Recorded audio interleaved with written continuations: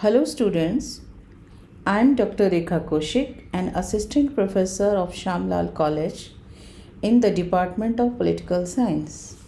Today we will discuss about rights, meaning, features and types of rights.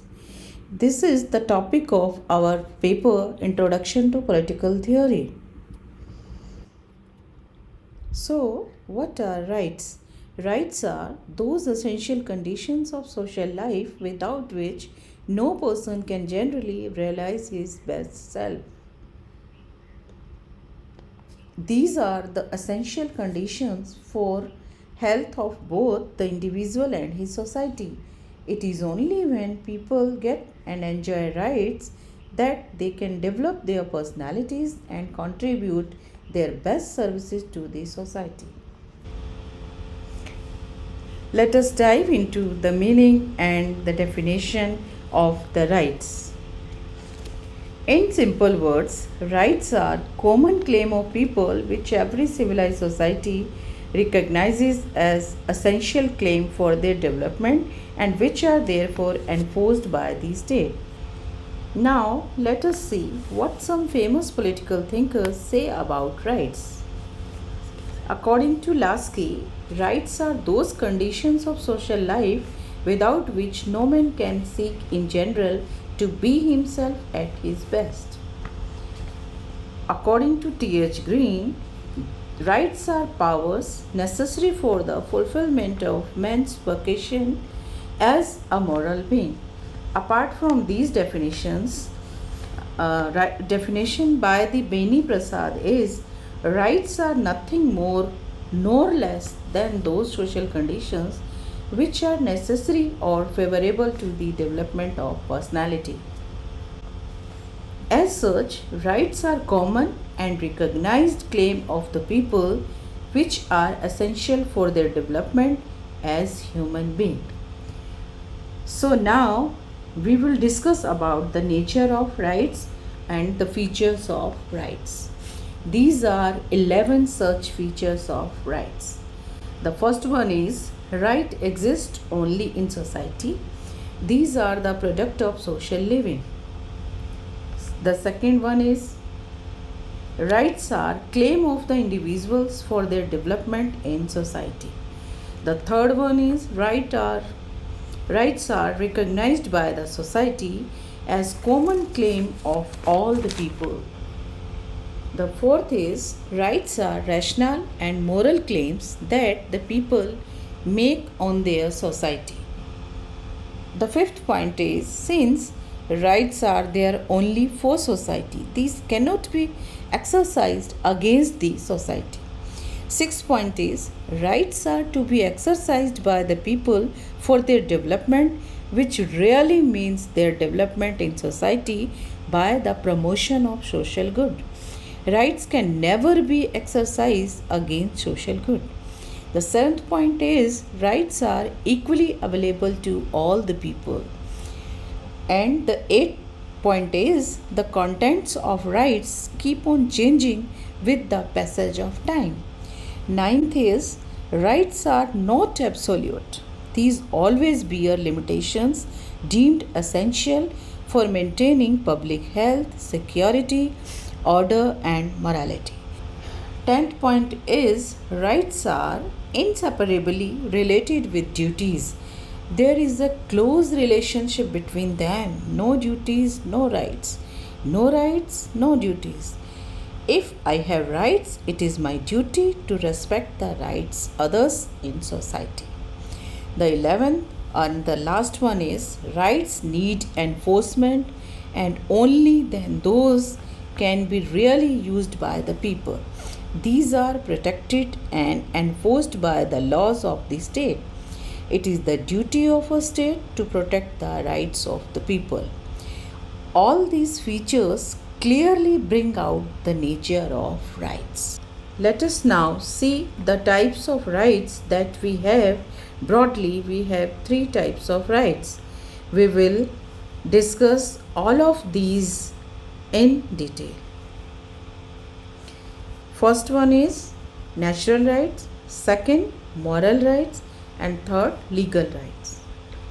Now we will discuss about natural rights. Faith in natural rights is strongly expressed by several scholars. They hold that people inherit several rights from nature before they came to live in society and state. They used to live in a state of nature. In it, they enjoy certain natural rights like the right to life, right to liberty, and right to property. Natural rights are parts of human nature and reason. So, according to John Locke, natural rights are those that are not dependent on the laws or custom of any particular culture or government and so are universal, fundamental, and inalienable. However, several other scholars regard the concept of natural rights as imaginary. Rights are the product of social living. These can be used only in a society. Rights have behind them the recognition of society as common claim for development, and that is why the state protects these rights. After this, we will discuss about moral rights. Moral rights are those rights which are based on human consciousness. They are backed by moral force of human mind. These are based on human sense of goodness and justice.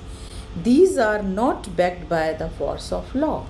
Sense of goodness and public opinion are the sanction behind moral rights. If any person violates any moral right, no legal action can be taken against him. The state does not enforce these rights. Its courts do not recognize these rights. Moral rights include rules of good conduct, courtesy, and of moral behavior. These stands for moral perfection of the people legal rights. So, after this, we will talk about the third right is legal rights. Legal rights are those rights which are recognized and enforced by the state. Any violation of any legal right is punished by law.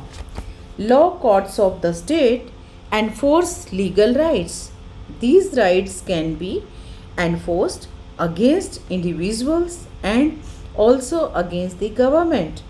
In this way, legal rights are different from moral rights. Legal rights are equally available to all the citizens. All citizens enjoy legal rights without any discrimination. They can go to the court for getting their legal rights enforced. After this, we will discuss about the legal rights are of these three types. First the civil rights, second is political rights, and third is economic rights. So, after this, we discuss about the civil rights.